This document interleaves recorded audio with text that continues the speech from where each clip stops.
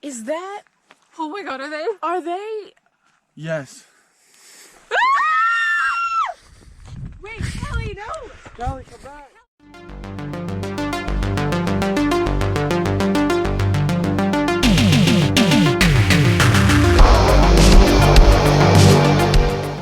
We are talking terror at Bigfoot Pond. This one is directed by David Rumboldi. And this is a close to zero budget sort of found footage movie about obviously Bigfoot. So what's the story? We have a group of college kids who are meeting up to have sex and beer and stuff in the woods somewhere. And there's kind of like, I think there's 6 or 7 of these kind of kids. So they're going to go camping, all of this kind of stuff. However, they do it in the area which is kind of the habitat of this sort of Bigfoot Sassquatch creature. And, you know, they're telling each other's ghost stories, etc. And of course, this Bigfoot does not want people on his lawn. So he obviously takes the appropriate action, you might say. What'll happen? You'll have to watch the movie to find out. So let's discuss. Now, this is, and I repeat, a zero budget movie. Not a low budget movie. This is basically like a group of friends who thought, let's make a movie. I've got a great idea. Let's just do this Bigfoot movie without any budget, no script, no special effects, nothing. Well, at least it seems like that. Can I say anything that works about this movie? In a weird way, this is kind of like a so bad it's fun movie, to be honest with you, because it is so bad. I mean, if you've ever seen the old movie like The Robot Monster, and it's kind of like super cheesy, I think it's like a 50s movie, and it has this like ridiculous kind of monster suit in it. That's kind of like this, but obviously made in 2020. It is ridiculously cheesy, and as such, it almost has a sort of weird kind of level of like laughing at it. So in that respect, I suppose it is somewhat amusing. So that's kind of really the only thing I can kind of say. I mean, I suppose it's, you know, when you have zero budget, it's a kind of a first step, I suppose. But, you know, let's be honest. I mean, as much as well-intentioned this movie may be, if you're watching it as a piece of entertainment, you're not going to care about that. You want to be entertained. You want to have a story. You want to have characters, things like this. So let's just start with the what doesn't work. Practically everything. Okay, so let's start with the way this is filmed first of all. So it is filmed in a found footage style, you know, style of storytelling.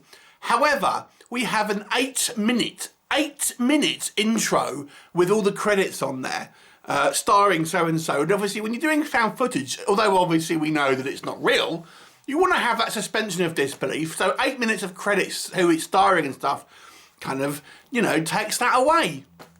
We've also got music in the kind of the in the found footage, but most egregiously, it just doesn't make sense for a found footage movie, because we have you know, these kind of static shots, for example, where we see like the creature walking around and stuff. I think, well, who's filming that? Are you telling me that this camera has just been placed and recording and is ultimately recording nothing, but it just, you know, it's happened to catch this monster kind of walking around on multiple times.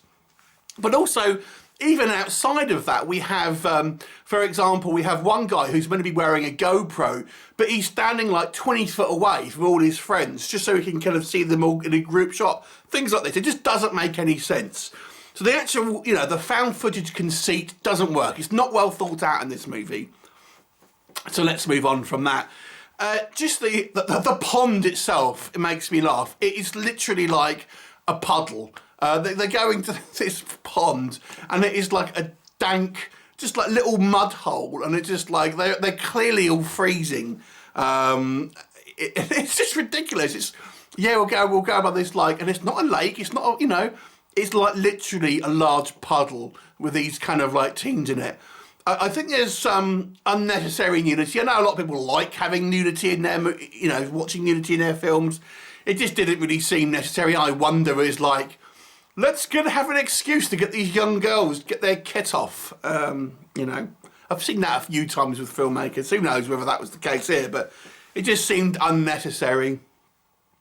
The acting, not quite as bad as I was expecting, to be honest with you, from some people. But generally speaking, it's obviously these are not professional actors, shall we say, and I think there's not a lot of script, because certainly, for example, when we had the beginning scene where we meet all of the kind of the characters, it's so awkward because it seems like they don't really know what to talk about. They all have these kind of these awkward conversations, and no one really seems to know where to kind of take the conversation. It looks like the director's just gone, "I'll just improvise something," and it looks kind of like they're really struggling to kind of like, "Oh, where did you go to college?" and things like this. Haven't you known each other for years? Things like this. It's just kind of like. It feels really kind of like contrived and very unnatural and things like this. The bulk of the movie is these people talking around a campfire for the majority of the time, with the occasional kind of shot of this Bigfoot, which we'll come on to in just a second, walking around stealing their chicken, somehow knowing to, you know, take the bonnet off the car and mess up the kind of the wires and stuff like that, the cables within the car, stuff like this. It's just like a few shots like that, and then we actually get to see our Bigfoot kind of having the interactions with these characters. And let me tell you, the Bigfoot suit is literally just like a gorilla suit with kind of like more of a monster face. I will say I did notice it had some articulation on the mouth. I was expecting when I first saw it just to have this static kind of like mouth open, unnatural pose and things like that. But I did notice it did at least have to partially close the mouth, which was, you know, I guess some work went into that. There's really no story though. If you don't have a lot of money, you can at least have an interesting story and interesting characters. But none of the characters really just feel like. You know, we don't really know them. I think, you know, we get to know maybe one of the girls as the sort of film progresses, is maybe the only other thing I would say, where she's kind of talking directly to the camera, a little bit like kind of Blair Witch and things like that. But even, you know, again, it feels very kind of unnatural, even though I have to say it was quite amusing, to be honest with you. So this is like a real bottom of the barrel movie. You know, and it feels like this was a movie just made for a bit of a laugh that has happened to be released. And think, oh yeah, let's sell that and have cool cover art and stuff. But it honestly reminds me of like a 50s cheesy 50s monster movie. But it's just so ill thought out. It just feels like no kind of preparation has really gone into this, and you know.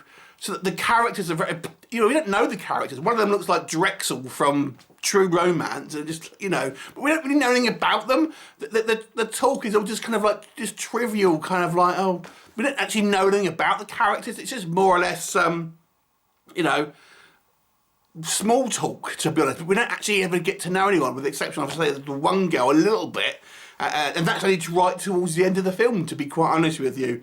So. You know, I legitimately can't say to go and watch this movie outside of it's just so cheesy and crappy.